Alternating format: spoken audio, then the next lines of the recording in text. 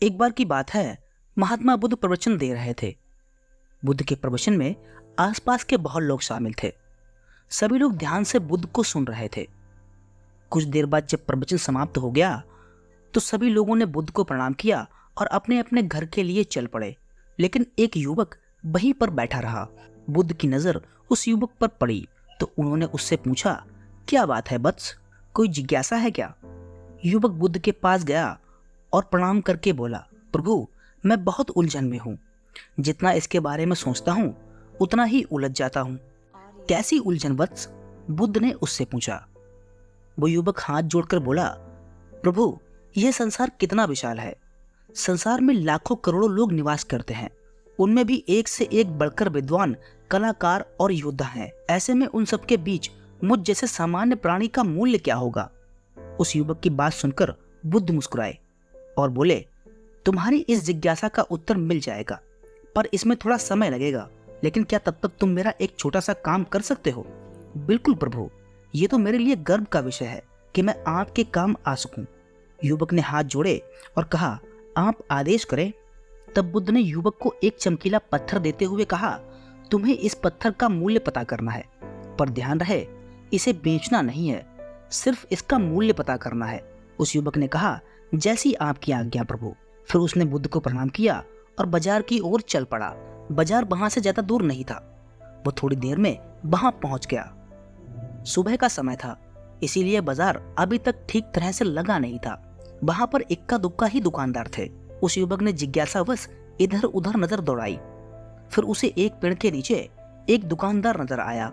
वह आम बेच रहा था। युवक उस दुकानदार के पास पहुंचा और पत्थर दिखाते हुए बोला, क्या आप इस पत्थर की कीमत बता सकते हो? वो दुकानदार एक चालाक व्यक्ति था।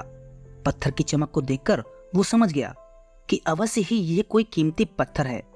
फिर वो दुकानदार अपनी बनावटी आवाज में बोला, देखने में ये कुछ खास तो लगता नहीं है, पर मैं इसके बदले 10 आम दे सकता हूं।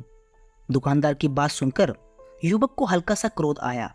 वह मन ही मन में बुदबुदाया कि ये आदमी मुझे बेवकूफ समझता है। इतना सुंदर पत्थर और इसका मूल्य सिर्फ 10 आम, अवश्य ही ये झूठ बोल रहा है। युवक को चुप देखकर दुकानदार बोला, क्या कहते हो, निकालूं आम? पर उसने दुकानदार को कोई जवाब नहीं दिया। वह चुपचाप आगे बढ़ गया। सामने एक सब्जी वाला अपनी दुकान सजा रहा था। वह युवक उसके पास पहुंचा और उसे पत्थर दिखाते हुए उसका मूल्य पूछा। पत्थर को देखकर सब्जी वाले की आंखें खुशी से चमक उठी। वह मन ही मन में सोचने लगा, यह पत्थर तो बहुत कीमती जान पड़ता है। अगर यह पत्थर मुझे मिल जाए तो मजा ही आ जाए। क्या हुआ भाई, कहाँ खो गए? युवक ने दुकानदार की तंद्रा तोड़ी।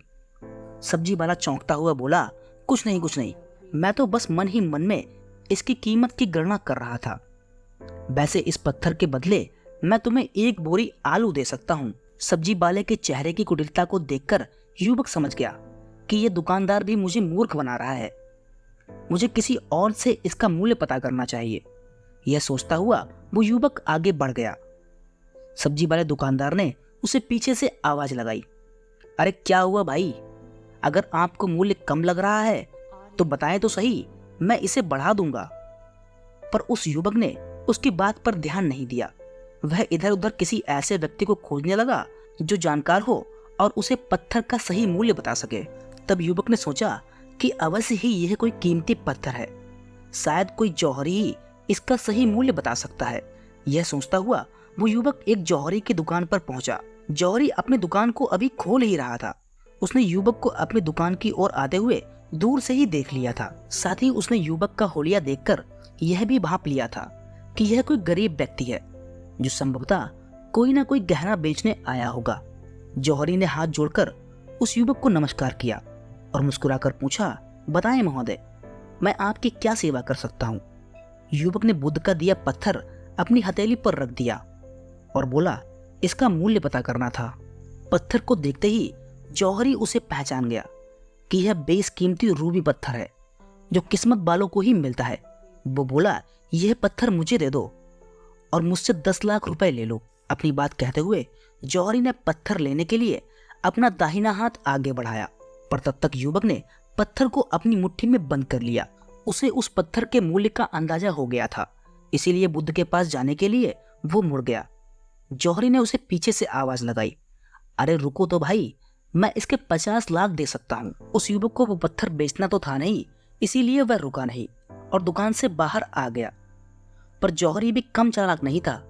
वह उस अनमोल पत्थर को किसी भी कीमत पर खरीदना चाहता था। वह दौड़कर उसके आगे आ गया और हाथ जोड़कर बोला, तुम ये पत्थर मुझे दे दो, मैं इसके बदले तुम्हें 1 करोड़ देने को तैयार हूँ। उस युवक को जौहरी की बातों में कोई रुचि नहीं थी। वह जल्द से जल्द बुद्ध के पास पहुंचना चाहता था, इसीलिए न तो वह रुका और न ही जौहरी की बात का कोई जवाब दिया। वह तेज कदमों से बुद्ध के आश्रम की ओर चल पड़ा। जौहरी ने पीछे से आवाज लगाई, यह अत्यंत मूल्यवान पत्थर है, तुम जितना पैसा कहोगे मैं उतना दूंगा। यह सुनकर वो युवक परेशान हो गया। उसे लगा कहीं पत्थर के लालच में जौहरी उसे पकड़कर जबरदस्ती ना करने लगे, इसीलिए वह तेजी से आश्रम की ओर दौड़ पड़ा। युवक जब बुद्ध के पास पहुंचा तो वो बुरी तरह से हाफ रहा था। उसे देखकर बुद्ध मुस्कुरा दिए, लेकिन उन्होंने अपने चेहरे से कुछ भी जाहिर नहीं होने दिया। वो बोले, क्या बात है वत्स, तुम कुछ डरे हुए लग रहे हो। उस युवक ने बुद्ध को प्रणाम किया और सारी बात कह सुनाई। साथ ही उसने वो पत्थर उन्हें वापस कर दिया। फिर बुद्ध बोले, उस आम वाले ने इसका मूल्य 10 आम बताया, आलू वाले ने 1 बोरी आलू, और जौहरी ने बताया कि यह अनमोल है। इस पत्थर के गुण जिसने जितने समझे उसने इसका मूल्य उसी हिसाब से लगाया। बुद्ध ने कहा, ऐसे ही यह जीवन है। प्रत्येक व्यक्ति खान से निकले हुए हीरे के समान है, जिसे अभी तक तराशा नहीं गया। जैसे जैसे समय की धार व्यक्ति को तराशती जाती है, व्यक्ति की कीमत बढ़ जाती है। यह दुनिया जिस व्यक्ति को जितना पहचान पाती है, उसे उतना ही महत्व देती है। अपनी बात कहते हुए बुद्ध एक क्षण के लिए रुके और बोले, किंतु आदमी और हीरे में यह अंतर है कि हीरे को कोई दूसरा तराशता है और व्यक्ति को अपने आप को स्वयं ही तराशना पड़ता है। जिस दिन तुम अपने आप को तराश लोगे, तुम्हें भी तुम्हारा मूल्य बताने वाला कोई ना कोई जौहरी मिल ही जाएगा। बुद्ध की ये बात सुनकर उस युवक को सब समझ आ गया। फिर वो बुद्ध को प्रणाम करके अपने घर चला गया। तो दोस्तों, उम्मीद करता हूं आज की ये कहानी आपको जरूर पसंद आई होगी। आपका बहुमूल्य समय देने के लिए बहुत बहुत धन्यवाद।